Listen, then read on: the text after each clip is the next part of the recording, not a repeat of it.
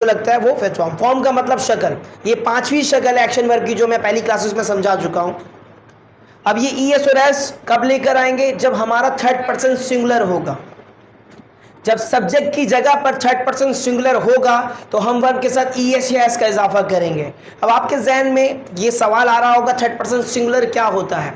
मैं first person हूं, मैं जिससे बात कर रहा हूं वो सेकंड पर्सन है, हम दोनों जिसकी बात कर रहे हैं वो थर्ड है। अगर थर्ड पर्सन या थर्ड थिंग सिंगुलर होगी या होगा तो हम वर्ब के साथ ईएस या एस का इजाफा करेंगे। यहां तक बात समझ में आ गई? ठीक है जी। अब आते हैं हम ऑक्सिलरी वर्ब यानी हेल्पिंग वर्ब की तरफ। डू डस हेल्पिंग वर्ब है। याद रहे एक काम की बात, पूरी इंग्लिश में डू डस और डिड, पूरी इंग्लिश में, in entire English, do does and did are hidden auxiliary verbs. पूरी इंग्लिश में डू डस और डिड छुपे हुए हेल्पिंग वर्ब होते हैं, छुपे हुए ऑक्सिलरी वर्ब होते हैं। कब सामने आते हैं? जब हम सेंटेंसेस को इंट्रोगेटिव या नेगेटिव बनाएं, जब हम सेंटेंसेस को सवालिया बनाएं या फिर इनकारिया बनाएं, डू डस जब सामने आएंगी। इसके अलावा एक जगह और है जहां आ सकता है ये डू डस, आ सकते हैं, डिड भी आ सकता है। कब? जब हम एम्फेसाइज करते हैं, जब हम जुमले में जोर दे रहे होते हैं तब डू डस आ सकता है, डिड भी आ सकता है। डू डस प्रेजेंट में आता है और डिड पास्ट में आता है। ठीक है, अब एम्फेसाइज भी मैं आपको समझा देता हूं। मैं कहता हूं मैं करता हूं, आई डू, मैं करता हूं, वो बोलती है, शी स्पीक्स, वो बोलती है, वो बोलती तो है, she does speak, she third person था, थर्ड का क्या है?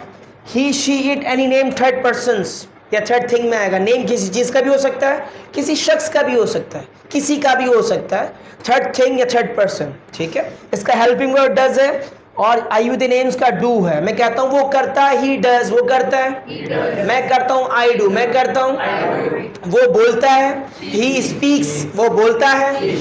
ये नॉर्मल सेंटेंस है, वो बोलता है, ही स्पीक्स। अब मैं कहूं वो बोलता तो है, जोर दे रहा हूं, वो बोलता तो है, ही डज स्पीक, वो बोलता तो है। मैं बोलता हूं आई स्पीक, मैं बोलता हूं, मैं बोलता हूं, मैं बोलता तो हूं, आई डू स्पीक, मैं बोलता तो हूं। तो ये तीन जगहें मैंने आपको बता दी हैं, प्लेस बता दी हैं कि कहां कहां डू डज और डिड आ सकता है हेल्पिंग वर्ब के तौर पर। ठीक है, वरना डू का अपना एक्चुअल मीनिंग क्या है? वर्ब के तौर पर करना। डू का मतलब है करना। क्या है मतलब? करना। डू वर्क करना, वर्ब के तौर पर भी इस्तेमाल किया जाता है इसे, और ऑक्सिलरी वर्ब यानी हेल्पिंग वर्ब के तौर पर भी इस्तेमाल किया जाता है। यहां तक बात समझ में आ गई? क्लियर हो गया? कोई सवाल है किसी का? ऑनलाइन स्टूडेंट्स अगर कोई सवाल हो तो पूछिएगा प्लीज। ऑलराइट।